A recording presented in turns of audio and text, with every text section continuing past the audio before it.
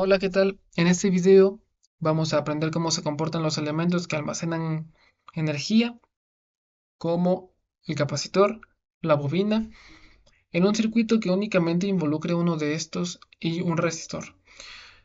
Esa respuesta que vamos a analizar se llama respuesta natural. En alguna bibliografía también se la llama transitoria. Y bueno, para que una respuesta se pueda modelar como tal, como natural, tienen que haber dos condiciones que se cumplan en este circuito. La primera es que cuente con una condición inicial para el elemento que almacena energía. Si es un capacitor, esta condición inicial va a ser de voltaje, un voltaje inicial, y si es un inductor, va a ser una condición inicial de corriente. Además de eso, no deben de haber fuentes involucradas en el circuito. Generalmente es un circuito equivalente, es un circuito que resulta uno más complicado, que generalmente pues podemos resolver por cualquiera de las técnicas de análisis de circuitos que ya hemos trabajado hasta este nivel. Empezaremos con el circuito resistivo capacitivo. Se propone para un nodo A realizar el planteamiento de la ecuación de la ley de Kirchhoff de corrientes. Y bueno, para corrientes salientes tenemos las dos, porque ambos son elementos pasivos del circuito, es decir, no aportan corriente al circuito, sino que la consumen. Aunque el elemento que almacena energía tenga una condición inicial, no deja de ser un elemento pasivo. Reescribimos con una corriente en cada miembro de la ecuación y sustituimos cada corriente por su definición en términos del voltaje. A continuación vamos a resolver esta ecuación de tal forma que se solucione por el método de variables separables. Empezaremos por multiplicar ambos miembros de la ecuación por el diferencial de tiempo. Este se va con este se queda aquí. Y reescribiremos aquellos términos, bueno, de voltaje estarán del lado izquierdo de la ecuación y el tiempo queda del lado derecho. No es coincidencia que nosotros dejemos R y C de este lado. En un momento vamos a explicar por qué. Procedemos a integrar, hay que tener especial cuidado con los límites de integración. Para la integral, en términos de voltaje, vamos a integrar desde nuestra condición inicial de voltaje hasta algún voltaje en cierto tiempo t, que bueno, es un nombre más pomposo para nuestra función de voltaje, ¿no? Con respecto al tiempo, es un poquito más sencillo de definir, simplemente hablamos de que se mantiene nuestra variable de tiempo, ¿ok? Realizamos la integral, va a resultar en el logaritmo de esta variable, nuestra variable de voltaje. Realizamos la resta entre límite superior e inferior, esto es una división por propiedades del logaritmo, exponenciamos ambos miembros de la ecuación y por último despejamos el voltaje en función del tiempo. Nos queda una función exponencial que tiene por amplitud nuestra condición inicial y como constante de proporcionalidad, eso sí, exponencial, vamos a tener RC, que más propiamente para este modelo físico, pues es nuestra constante de tiempo. ¿Ok? Significa que si yo hago esta multiplicación entre magnitud de resistencia y de capacitancia, eh, su unidad va a ser segundos. Esta sería nuestra solución final, sustituyendo por la constante de tiempo, y esta es la forma de un circuito en respuesta libre. Podemos observar que, bueno, vamos a poder deformar, vamos a poder alargar o compactar esta función exponencial dependiendo de la magnitud de la constante de tiempo. Si nosotros hacemos más pequeña esta constante de tiempo, este factor, este argumento se va a hacer mucho más grande, porque hay una relación de proporcionalidad inversa. ¿Qué significa que se haga más grande? Que en un mayor tiempo, perdón, que en un menor tiempo se va a tener la misma forma, la misma gráfica. En términos más sencillos, significa que el capacitor se va a descargar mucho más rápido. Caso contrario, si la constante de tiempo se hace más pequeña, la gráfica se va a alargar en el eje horizontal, o en términos físicos, el capacitor se va a tardar mucho más tiempo en descargarse. Aquí tenemos un ejemplo para una configuración con una condición inicial de 5 volts, un resistor de 100 ohms, un capacitor de 1 microfarad. Bueno, eso resulta en una constante de tiempo de 100 microsegundos. Nuestra gráfica la dividí en taus, ¿sí? En múltiplos de tau. Un tau, dos tau, tres tau. Y podemos observar que para el primer tau ya se ha descargado para menos de los 2 volts, que eso es aproximadamente el 37% de la amplitud inicial de esta función de voltaje.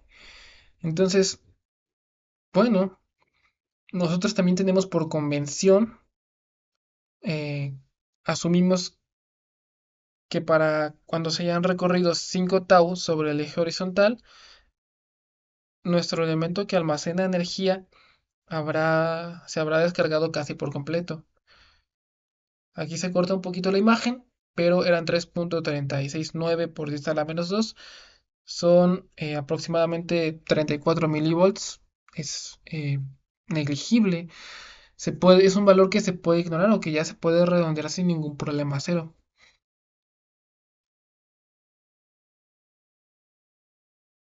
Y una disculpa. A continuación, vamos a realizar el análisis para nuestro circuito resistivo inductivo. Aquí vamos a proponer una malla sobre la cual vamos a resolver nuestra ecuación de voltaje de Kirchhoff. Tenemos únicamente caídas de tensión porque ambos son elementos de circuito pasivos. ¿Ok? Va a ser exactamente el mismo procedimiento. Reescribimos un voltaje en cada miembro de la ecuación y sustituimos por sus definiciones, en este caso en corriente. Entonces, como podemos imaginarlo ya, va a ser un proceso análogo al que hicimos, en este caso con voltajes para el capacitor. Nuevamente, multiplicamos por el diferencial de tiempo en ambos miembros de la ecuación. Reescribimos en términos de la corriente del lado izquierdo, del tiempo del lado derecho. Resolvemos según los límites de integración que ya planteamos para este circuito, que serían desde nuestra condición inicial en I0 hasta alguna corriente dado cierto momento t, y para nuestra variable t. Realizamos la resta del límite superior e inferior, eso va a ser una división, exponenciamos y nos resulta la misma forma de decaimiento exponencial que obtuvimos para el capacitor, solamente que aquí esta va a ser una función de corriente. La constante de tiempo también va a ser diferente porque no está involucrada una magnitud de capacitancia, sino una de inductancia. ¿Ok? Como recurso menotécnico, me gustaría mencionarlo en este momento. eh, nuestras si nuestras magnitudes de constante de tiempo van a ser eh, pues bastante pequeñas, y esto es debido a que si comparamos, por ejemplo, para nuestra magnitud de constante de tiempo de nuestro circuito RC, los órdenes de magnitud que puede tener la resistencia son hasta 1 mega. De manera general, para ese nivel de circuitos, obviamente siempre van a haber aplicaciones muy específicas como los sismógrafos, ¿no? Eso sí pueden tener constantes de tiempo más grandes. Pero en general, por ejemplo, para microelectrónica, donde pues las frecuencias que aparecen son elevadas, los órdenes de magnitud del resistor no se comparan con los de la capacitancia, que podemos tomar órdenes de hasta 1 por 10 a la menos 12 contra 1 por 10 a la sexta de el resistor. Entonces, pues hablamos de una relación de 1 millón de veces más grande, hablando de manera absoluta. del orden de magnitud de la capacitancia con respecto al resistor. Es decir, el capacitor al ser tan pequeño, pues la verdad es que al multiplicar pareciera que no le va a hacer ni cosquillas el resistor, ¿no? Y aquí es básicamente lo mismo. Tenemos un número que ya de por sí es pequeñito, que es la inductancia, generalmente es pequeño, sobre el resistor que pues a lo mejor no es necesariamente grandísimo, pero sí pues de órdenes de magnitud de arriba de los 10, 100 ohms, por lo que el resultado también va a ser un número eh, pues pequeño y nuestra solución final eh, pues se va a comportar de la misma manera que nuestra solución para nuestro circuito resistivo capacitivo. También va a tener una dependencia de proporcionalidad en términos de esta constante de tiempo. Por eso a mí me gusta reescribir esta ecuación en términos de tau, porque es más sencillo apreciar que si yo hago más grande o más pequeño tau, pues se va a estrechar o se va a hacer más grande sobre el eje horizontal nuestra función de decaimiento, nuestra función de descarga del elemento que almacena energía. ¿Ok? En este caso, bueno, esta gráfica la hice en un software diferente, se llama LTSpice. Eh, si no contamos con este software, yo recomiendo bastante que lo descarguemos. Es gratis y bastante amigable. Se parece bastante a otras interfaces de Spice, como lo puede ser OrCAD Spice, y a lo mejor lo hemos trabajado. Aquí también hablamos de una condición inicial. Realmente esta era una fuente que propuse para este circuito. Y nuestra condición inicial es de 50 miliamperes. Como podemos observar aquí, un resistor de magnitud de 100 ohms, una bobina de 10 milihenries y también se descarga de manera exponencial. Aquí hay una tabla de resumen en la que podemos observar los contrastes entre la solución para la respuesta libre en nuestro circuito resistivo capacitivo y en nuestro circuito resistivo inductivo. Solo que ahí se ve un poco extraño. Una disculpa.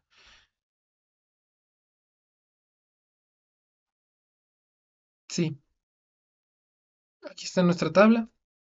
La voy a mover de nuevo. No se dejó, ni modo. Tenemos nuestra condición inicial para el capacitor es el voltaje, la bobina la corriente. Nuestras constantes de tiempo están definidas según si está involucrado el capacitor o la bobina, pero la solución tiene la misma forma exponencial. Esto no va a cambiar. Aquí tenemos un diagrama de flujo en el que explicamos a detalle qué se está haciendo en cada caso. La verdad es que no cambia. eh, y me gustaría adelantarme un poquito. Para la respuesta forzada y completa, de hecho se puede utilizar el mismo flujo, no pasa nada. Yo la verdad lo recomiendo. Pero lo veremos en videos posteriores. Entonces, para un tiempo menor a cero, antes de que pues activemos algún switch que pudiera interrumpir a nuestra fuente, justamente para ya no involucrarla en el circuito, vamos a definir o determinar las condiciones iniciales que pueden ser voltaje o corriente. Después abrimos el switch y nuevamente determinamos nuestro circuito equivalente para que tenga la forma de cualquiera de los dos circuitos que propusimos anteriormente, dígase capacitivo o inductivo.